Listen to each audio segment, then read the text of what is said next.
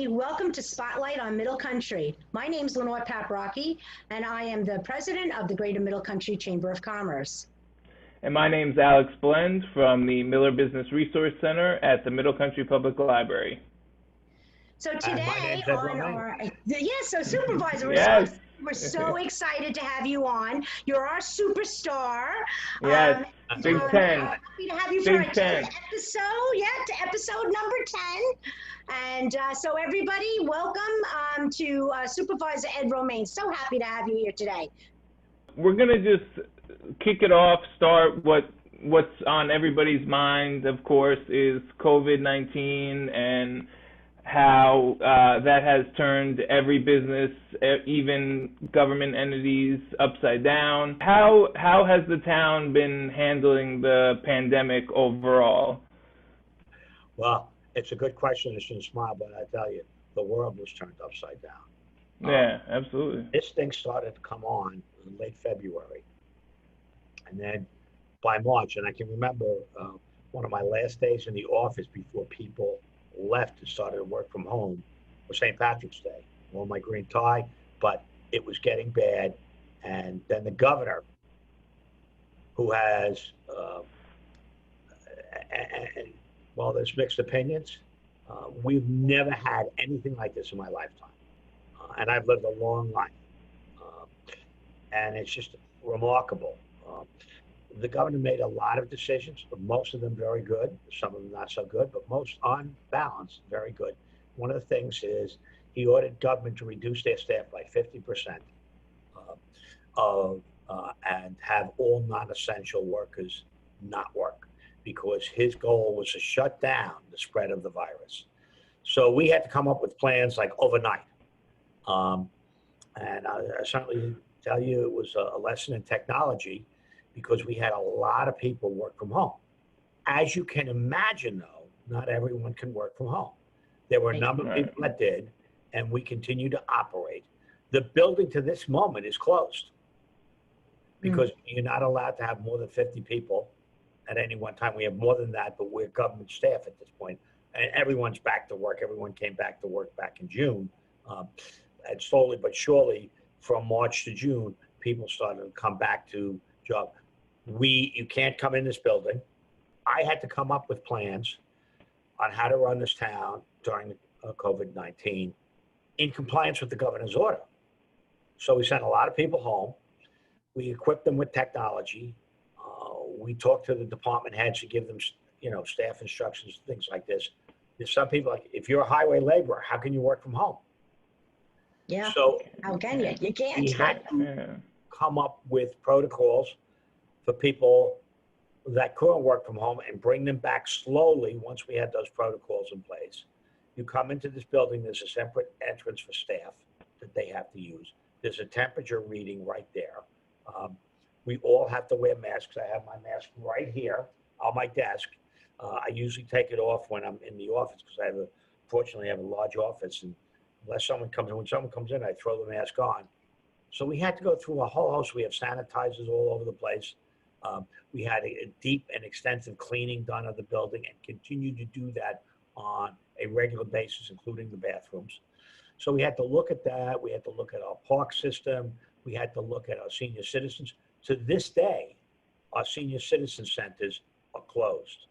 So we have senior citizen centers in Mount Sinai, Center Reach, Mastic, and Santa Mauritius. They're closed. And then we had to worry about not only how we operated government, but how people were making it through. Some of the most vulnerable people are those that are homebound.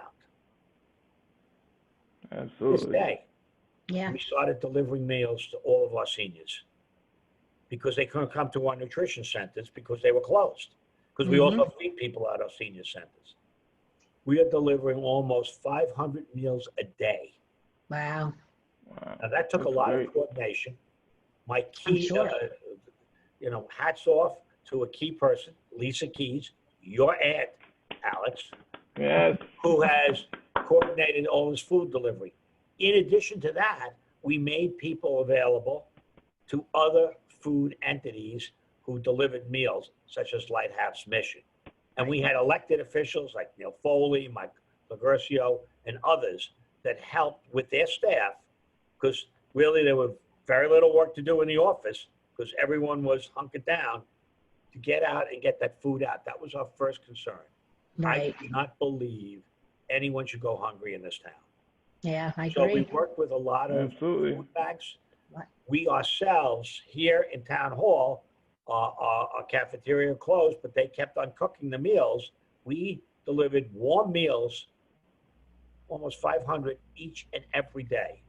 5 days a week. That's terrific, Supervisor. I'm sure a lot of people didn't realize that that was happening and that you were able to organize that so quickly. That really, kudos to you and your staff. We did that right away. And then, as you know, Lenore, one of the things that we did is all of our businesses are hurting very badly. And we said, what can we do? We have a tremendous resource in Jim Tulo, who's a great guy that does a lot of stuff for our economic development department. He put all types of web pages, how to apply for aid, how to get assistance. And then the town came in, and I talked to our community development people, and that's federal funding. And I said, you know what, can we use any of this money? Can we help people? And we offered a grant for people in different areas of the town where we would give you up to, I think it was $40,000. Yeah, I believe 40,000. And we offered, and we had, we maybe gave about 30 or 40 grants out. Yeah. So Awesome. that's money that we were going to spend on different projects. We said, no, give it to the businesses. Right. Yeah. That was We've a written great a number of initiative. letters. One of the things I do, I'm fortunate. I've been in elective office for 35 years in different offices. I was county clerk for many years, county legislator, supervisor. I know all my supervisors in the other 9 towns. And we get together almost on a weekly basis, if not on a daily basis during this crisis, compare notes, what were we doing? And we wrote a number of letters to the governor because honestly, and what people don't realize, a lot of what is being done today is being done by executive order. Yes. Legislature isn't doing anything. The town has very little to do. The county has very little to do. The governor is running the response to this and all the orders that flow from it, from executive orders. So we wrote a number of letters about different things. I had a press conference at one point with some of the business representatives because there was while the governor, and this is no criticism because he's never faced this situation before, and he tried to make rules to protect all of us. But whenever you make a rule, there's always something that maybe could be tweaked a little bit better. And one of the things that we felt was the inequity in some of the things. And we had a press conference about the inequity. What do I mean?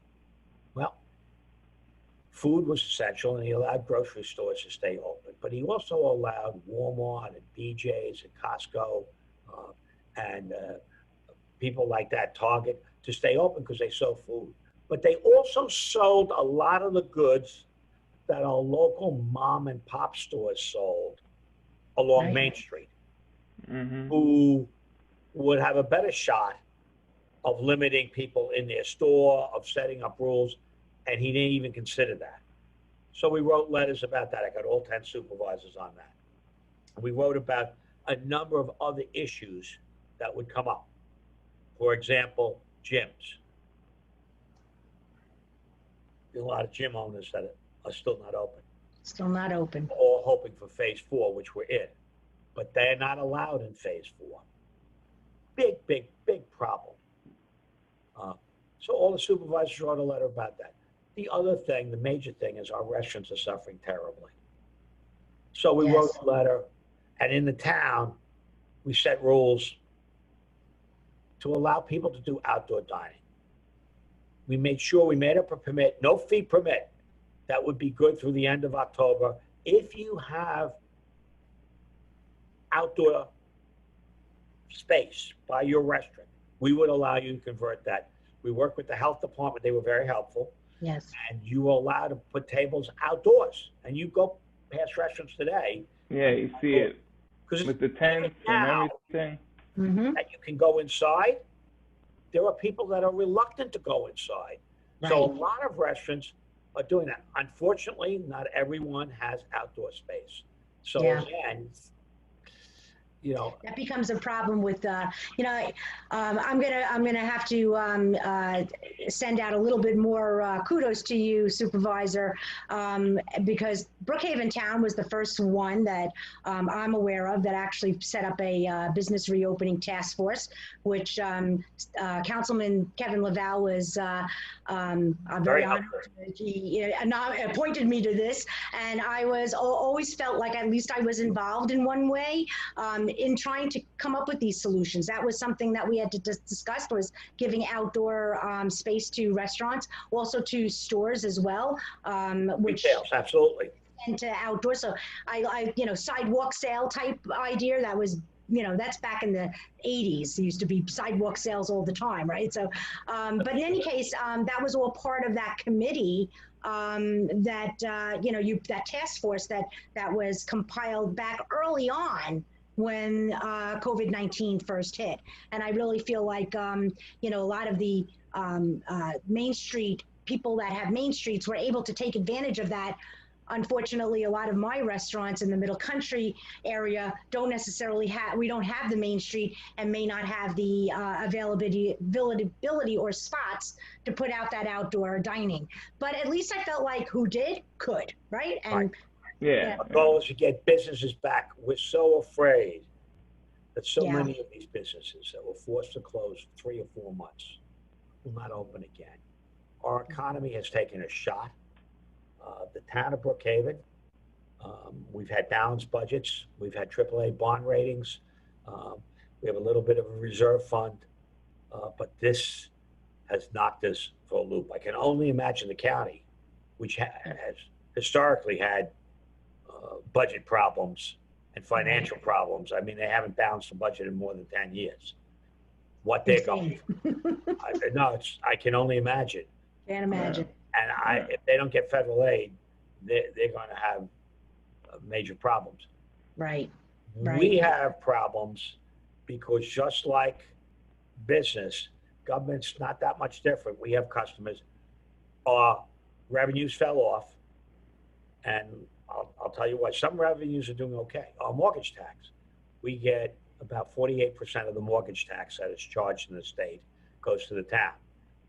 Mortgage tax is done well because real estate is still actually not doing badly. Right. That's good. But our building permits way down, pool permits, other things with construction way down. So that revenue is off. Our fire marshal revenue is off because that bases on construction, a whole host of other things. Sure. Our big producer, the big money maker in the town, is the landfill. And the landfill makes the money from construction debris, right? We don't take any garbage in the landfill. We only take ash because we burn our garbage at a waste to energy plant, and then we have to take the ash back. So we take ash, but we also take construction debris. Well, construction, as you know, the governor shut construction down for several months. Yes. We had very little construction debris. Our landfill revenues just dropped off the face of the earth. So we're looking at some shortfalls, and it's difficult. But because we had a decent financial position before, we'll make it through, but it's going to be tough. It's going to be tough. For sure. Yeah. You had a success story there, Supervisor, that I think maybe you'd like to share, and that was the drive-through. I think that drive-through is still around, right? That was a success story. About being innovative. Well, first thing we did is we tried to approach our county executive to postpone. You pay taxes, property taxes, twice a year. December, January is first payment, and the second half is due by May 31st. So we said to the county executive, a lot of people are hurting. Please postpone the payment of property taxes till August 1st. He could not do that. The county was in no financial position to do that. So I got it. I understood. We petitioned the governor. The governor listened to the county executive. In other counties, he extended it to August 1st, but not Suffolk. Mm-hmm. So we got an extension to June 16th, which, they do May 1st, May 31st. Right. So, however, most people don't even think about their property tax because they have a mortgage and it's paid by the bank. Right. But there's a lot of people, I'm very fortunate, I paid off my mortgage. So I pay my taxes directly to the tax receiver, Lou Warkosha. And we said, Lou, every year I come into the building, there's people lined up, last few days before May 31st, there's lines and lines and lines of people. Can't do that this year. So we did a drive-through. We have in our building around the back, we have a garage that actually you go in either way and a driveway on both sides. So we said we converted that to a driveway for our tax office. People could drive up. I drove up, paid my tax. As soon as I drove up, there was a guy in front of me, had a little bit of a problem. Took about 2 minutes. He drove out. I drove next to him. Woman came up, took my check, boom, boom, boom, came back within 30 seconds with a receipt for me. And I just drove out. Right. So we are keeping that. You're going to keep it, right? It's a much better way because you don't have to wait online. You sit in your car, you listen to the radio, whatever. So we are learning a lot of things. The other thing that we did is obviously the business of the town goes on. So how can you do business with the planning department or the building department or whoever? Well, or the clerk's office. Well, you come in, you can do it 3 ways. You can do it over the phone, you can do it by email, and you can do it electronically because we have made all of our permits electronic. We converted all of everything. Or you can come in and we have buckets for each department. You drop it off. So let's say you have here's my plans. I'm adding a deck. I need approval for my plan. You drop off your plans in the bucket. Someone comes and takes it. Boom. They approve it and they mail it back. But you can actually electronically send in your plans. For example, great. Some plans you can only do electronically. Solar permits are only done electronically.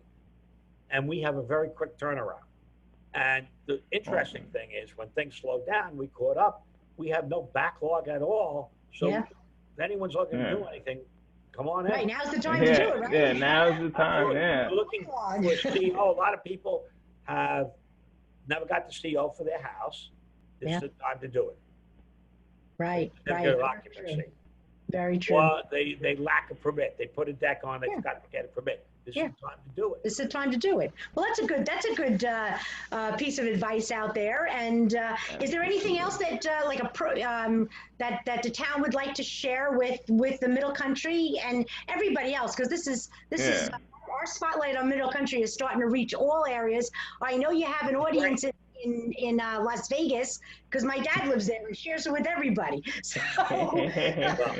What Middle Country is great. Middle Country is the heart of Suffolk County, and it's the heart of Brookhaven town. Yes. You've got the South Center Reach community. They're a great community. They've got a lot of great merchants. We don't want to see these businesses die off. We will work with them and any other ideas that we can come up with. Obviously, like every other business, we're stretched financially. One thing that I really don't want to do is raise taxes. I think that's a mistake in this time. Right. I'm sure everybody agrees with you. And, I may have to look to trim our expenses because we've realized maybe we don't need this big building. We have to keep it because it's our town hall. But all of the space we have, because a lot of people can work from home. Maybe we can do business differently. We're looking for that. Because there's all types of innovative things that we could do. You want to work from home, how about working from a 10 to 7 schedule so people who work can go online when they come home and there's someone there from the town. So we're looking at all different ways to accommodate people. We're a small government. Right now, if you look at your property tax bill, which is our major revenue, we're about 6-7% of your bill. People don't realize that. Yeah. All the services that they get. Right. So 6 or 7%, not too bad. Obviously, the school district's much larger. They're about 70% of and then fire districts, ambulance districts, all the rest. But we want to maintain a decent level of basic service, which we can't cut beyond, but we are looking to do some reductions because we don't want to see taxes go up, because that's a discouragement. It's another burden. Yes, And, sure. you know, we'll look at anything else that affects local businesses. Right. If there's permits that they need, and we can reduce the payment of that. I think every 3 years they're required to have an inspection by a fire marshal, if I'm not mistaken. If there's a way that we can reduce that fee, if there's things that we can do to help businesses, because we're all in this together. And we've gone through an experience like none other. And what people don't realize, we're not out of this. Yeah, no, that's for sure. It's going to take a while. Yeah. Florida, look at Texas, look at California. California exceeded in terms of deaths New York. I'm afraid that this is going to come back. So, again, I want to say kudos to the governor. He did make a few boo-boos, but you know what? Generally speaking, he did the right thing to suppress this virus. And at the time, we all were like, wow, shutting our businesses down, shutting government down, shutting a lot of things. You could drive on the expressway. It was barely empty. If you got on the expressway, you know, the first week in April, which I remember driving. I was like, what happened to the cars? And then the trains began to close. So I think that by this time next year, things will be looking much better. Yeah. But we all have to work together because we have a difficult 6 to 12 months ahead of us before we're out of this. And I'm very fearful of a lot of people in business who have been denied the right to do business and how that's affected them or put them behind. And even if the government offered them loans, loans still have to get paid back. Right. And you have to make money to pay things back. This is my biggest concern for the local business person, because when you look at a storefront, you look at a restaurant, you're looking at someone that risked a lot of personal capital, time, effort, and energy to provide a service or good or commodity that people would want. They take a risk. That's for sure. Yeah. So, Supervisor, I would say that the Middle Country Chamber has been working together. Actually spearheaded by Joe Strazzeri, owner of Middle Country Auto. Be vocal, shop local, and I love it. And we're using their tagline. And the Brookhaven town, since you've been around, Supervisor, you and I know each other for many, many years. I truly respect you. I believe you are doing the best job that can be done, especially over the circumstances. And I know and can say this wholeheartedly, that you are totally sincere behind, if anybody has an idea, let us know, because you guys will make that happen. And we appreciate that, and the advocacy of the local government, helping the small businesses and understanding their plight that they're in at this point. So with that being said, we're gonna have to cut it short. I thought we had a great conversation. Yeah, absolutely. Hopefully you'll come back when this is pretty much behind us. I mean, I think it's going to be a long time, but we're going to get you back. Well, I'm here, and I'm willing to come back, and I'm going to tell you what's happening right after this. I'm going to walk down the hall. We have a little studio for Channel 18, and I'm going to cut a public service announcement urging to people to shop local and keep their merchants. Well, I give you the permission to use Be Vocal, Shop Local. Be vocal. Yeah, there you go. You got it. I'm putting that in the script. You can use it. I don't think Joe will mind at all. Probably not. Probably not. Yeah. Well, thank you for Joe, and I will use it. Thank you. Fantastic. Thank you. We appreciate. Thank you so much, Supervisor. Thank you so much. We appreciate all you do for us. Yes, this was wonderful. Thank you, Miller Business Center, great business center, and Lenore, I've known you forever. There's a woman you want to get on your side if you're in business. Well, she knows how to do it. Appreciate that. Thank you so much. Thank you. It's great to see you. Goodbye, everybody. Have a great day. Bye-bye, everybody.